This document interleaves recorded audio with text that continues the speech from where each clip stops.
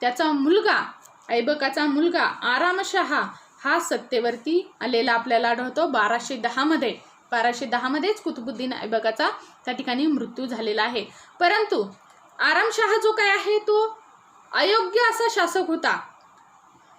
त्यामुळे प्रजेची जी काही मर्जी आहे तो त्या ठिकाणी संपादन करू शकला नाही आणि कमी कालावधीसाठी तो त्या ठिकाणी सुलतान पदावरती विराजमान राहू शकला. कारण कुतुबुद्दीन ऐबकाचा गुलाम अल्तमश आणि कुतुबुद्दीन ऐबकाचा जावई सुद्धा अल्तमश तो अगोदर कुतुबुद्दीन ऐबकाचा जावई होता आणि नंतर तो सुलतान पदावरती त्या ठिकाणी विराजमान झालेला आपल्याला आढळतो. आता आपण अल्तमश विषयीची माहिती पाहणार आहोत. अल्तमश जो काय आहे तो कुतुबुद्दीन ऐबकाचा जावई होता. त्याचा कालखंड जो काय आहे तो 1210 ते 1236. अल्तमश जो काय आहे तो सुरुवातीला ऐबकाचा गुलाम होता. नंतर तो ऐबकाचा त्या ठिकाणी जावई झाला आणि त्याने त्या ठिकाणी आरामशहा जो काय आहे ऐबकाचा मुलगा त्याचा त्याने त्या ठिकाणी पराभव केला. त्याला सत्तेवरून त्याला खाली आणलं आणि त्याने स्वतःला त्या ठिकाणी सुलतान म्हणून घोषित केलं. आता अल्तमश जो काय आहे तो सत्तेवरती आल्यानंतर त्याला अनेक प्रकारच्या समस्या त्या ठिकाणी भेडसावत होत्या. त्यामध्ये ताजुद्दीन एल्दोज हा तोच ताजुद्दीन एल्दोज आहे जो मोहम्मद घुरी बरोबर भारतामध्ये तराईंच्या पहिल्या आणि दुसऱ्या लढाईमध्ये त्याने सहभाग घेतला होता. त्याचबरोबर याच ताजुद्दीन एल्दोजने त्या ठिकाणी कुतुबुद्दीन ऐबकाला लाहोर या ठिकाणीच आपली राजधानी ठेवण्यासाठी त्याने बाध्य केलेले आपल्याला आढळते. आणि याच ताजुद्दीन एल्दोज आणि अल्तमश यांच्यामध्ये आपल्याला तराईंचे तिसरे युद्ध देखील झालेले दिसते ते 1215 मध्ये. विद्यार्थी मित्रांनो, तराईंची पहिली लढाई जी काय आहे ती 1191 मध्ये झाली. कुणाकुणामध्ये झाली? मोहम्मद घुरी आणि पृथ्वीराज चव्हाण तिसरा. तराईंची दुसरी लढाई जी काय आहे ती कोणाकोणामध्ये झाली तर मोहम्मद घुरी आणि पृथ्वीराज चव्हाण तिसरा. कधी झाली? 1192. तराईंची तिसरी लढाई कधी झाली असा जर तुम्हाला प्रश्न विचारला तर ती 1215 मध्ये. कोणाकोणामध्ये झाली? एल्दोज आणि अल्तमश. ताजुद्दीन एल्दोज आणि अल्तमश यांच्यामध्ये तराईंची तिसरी लढाई झालेली आपल्याला आढळते. आणि त्या ठिकाणी या ताजुद्दीन एल्दोजचा अल्तमशने पराभव केला. त्याचा विरोध त्या ठिकाणी मोडून काढलेला आपल्याला आढळतो.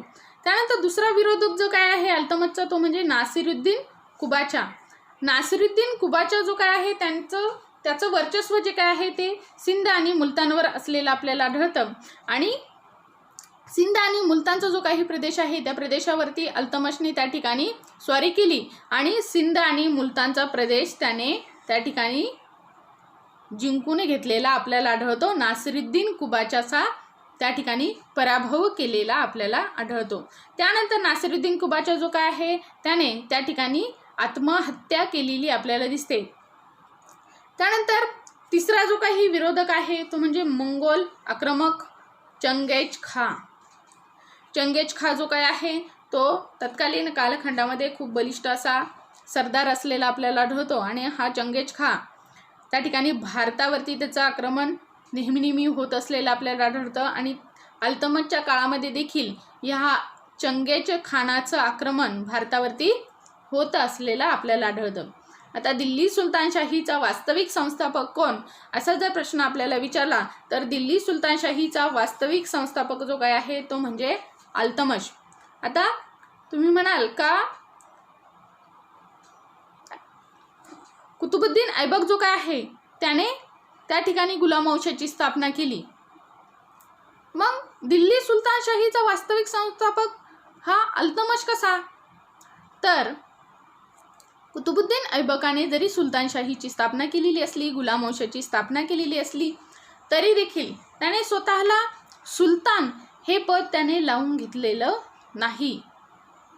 का लावून नाही घेतलं? तर नासिरुद्दीन कुबाचा आणि ताजुद्दीन एल्दोज सारख्या महत्त्वाकांक्षी सरदारांचा त्याला त्या ठिकाणी विरोध होईल, त्यामुळे त्याने ते पद, सुलतान हे पद त्याने स्वतःला लावून घेतलेलं नाही.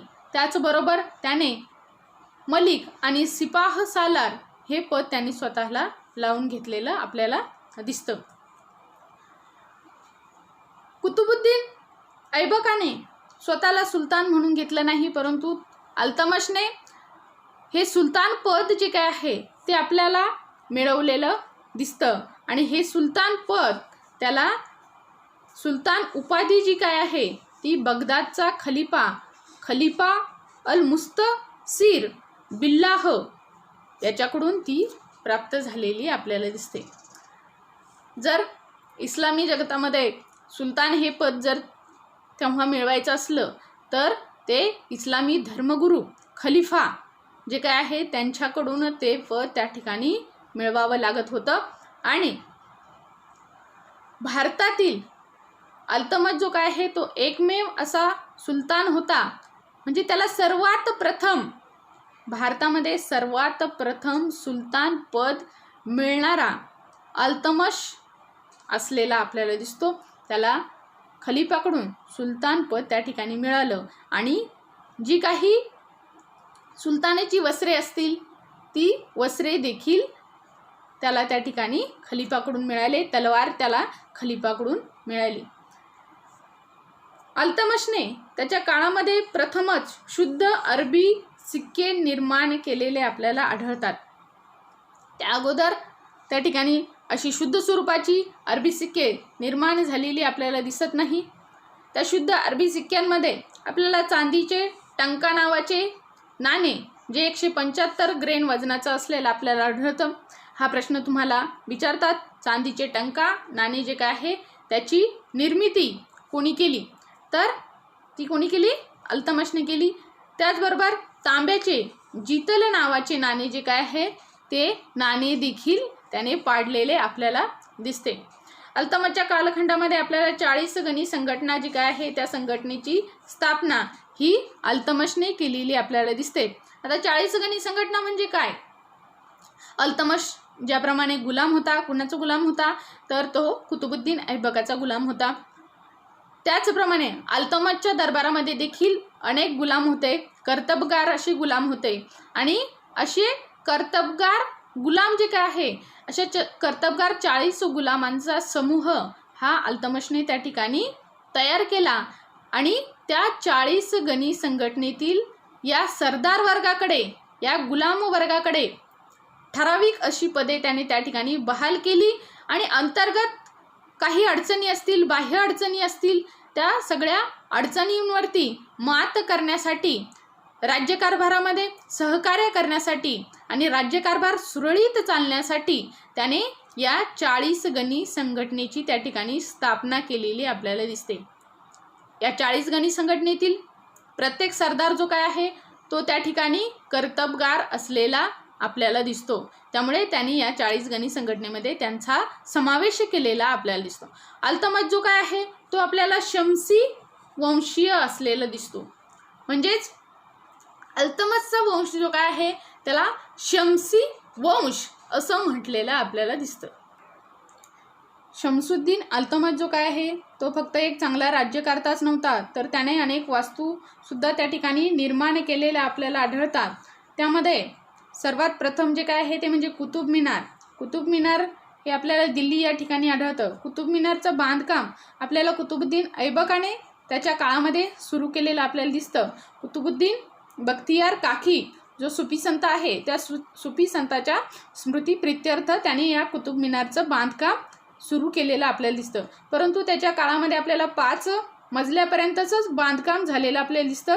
उर्वरित मजल्याचं बांधकाम हे त्या ठिकाणी अल्तमशच्या कालखंडामध्ये झालेलं दिसतं. आणि अल्तमशच्या काळामध्ये या कुतुब मिनारचं बांधकाम त्या ठिकाणी पूर्ण झालेलं दिसतं. आपल्याला असा प्रश्न विचारतात का कुतुब मिनारचं बांधकामाला सुरुवात कोणी केली? तर कोणी केली? ती कुतुबुद्दीन ऐबकाने. कुतुबुद्दीन ऐबकाने कुतुब मिनारचं बांधकाम सुरू केलं, परंतु ते अर्धवट राहिलं. मग तुम्हाला असा प्रश्न विचारतात का कुतुब मिनारचं बांधकाम पूर्ण कोणी केलं? तर कोणी केलं? ते अल्तमशने कुतुब मिनारचं बांधकाम पूर्ण केलेलं आपल्याला दिसतं. त्यानंतर दुसरी जी काही वास्तू त्या ठिकाणी निर्माण केलेली आपल्याला आढळते ती दिल्ली या ठिकाणी सुलतानगढीचा मकबरा.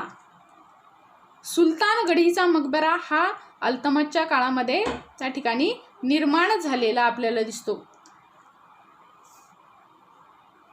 अल्तमशने त्या ठिकाणी आपला पुत्र नासिरुद्दीन मोहम्मद हा जो काय आहे त्याने त्या ठिकाणी त्याच्या स्मृती प्रित्यर्थ हा मकबरा त्याने निर्माण केलेला आपल्याला दिसतो. तिसरी जी काही वास्तू त्या ठिकाणी निर्माण झालेली आपल्याला दिसते ती म्हणजे नागौर या ठिकाणी असारकिनचा दरवाजा. असारकिनचा दरवाजा जो काय आहे तो खूप महत्त्वपूर्ण असा आहे आणि याच दरवाजापासून प्रेरणा घेऊन नंतरच्या कालखंडामध्ये म्हणजेच मोगल कालखंडामध्ये आपल्याला अकबर जो काय आहे त्याने या दरवाजापासून प्रेरणा घेऊन त्याच्या राज्यामध्ये बुलंद दरवाजा नावाची एक वास्तू त्याने निर्माण केलेली आपल्याला दिसते. विद्यार्थी मित्रांनो, सुलतानगढीचा मकबरा जो काय आहे तो महत्त्वपूर्ण असा मकबरा आहे.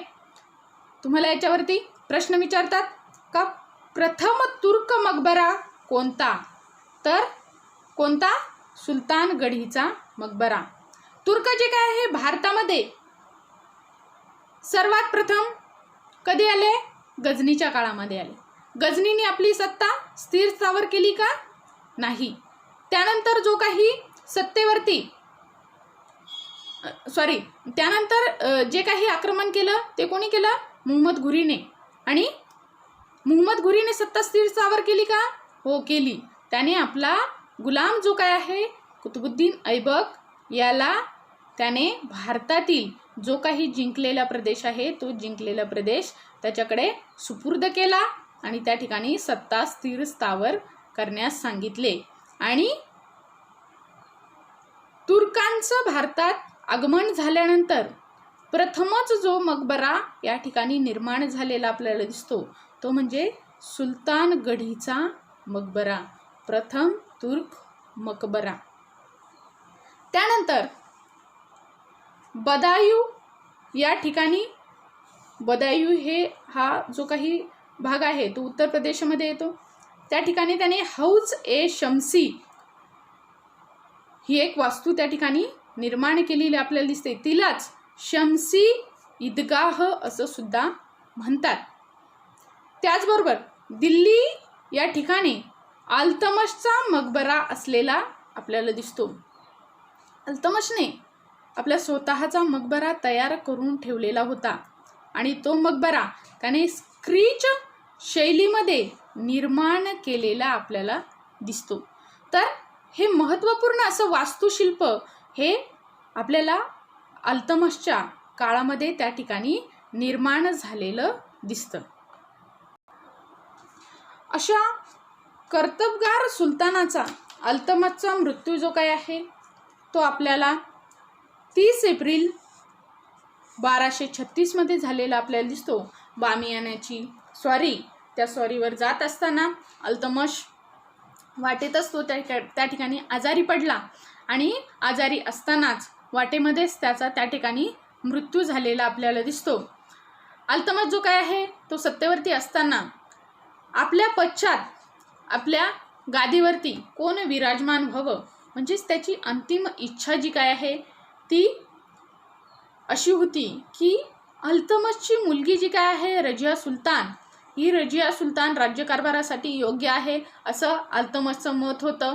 आणि त्याचे पुत्र जे काय आहे त्यामध्ये ताजुद्दीन फिरोजशाह असेल, त्यानंतर बहरामशाह असतील, हे राज्यकारभारासाठी योग्य नाही असं अल्तमशचं त्या ठिकाणी म्हणणं होतं. आणि त्यामुळे त्याने काय केलं, आपली मुलगी जी काय आहे रजिया हीच आपल्या पश्चात त्या ठिकाणी सत्तारूढ झाली पाहिजे असं त्याचं मत असलेलं आपल्याला दिसतं.